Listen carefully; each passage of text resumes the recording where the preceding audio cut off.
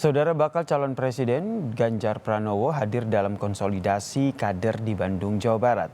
Di hadapan kader partai, saudara Ganjar memuji Presiden Joko Widodo.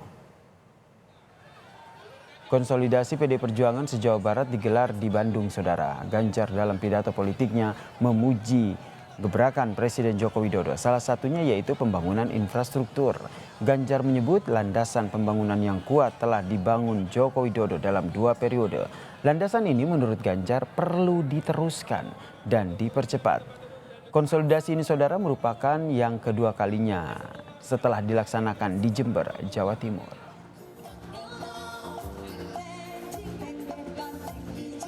Yang memberikan landasan sangat kuat itu mesti terus, bahkan mesti kita percepat. Saya ingat betul saat itu ketika infrastruktur digenjot, saya lihat perdebatan Budiman Sujatmiko di televisi. Menarik. Tidak ada dalam sejarah dunia orang membangun infrastruktur dalam 2 periode dan hanya 2 periode masa jabatan.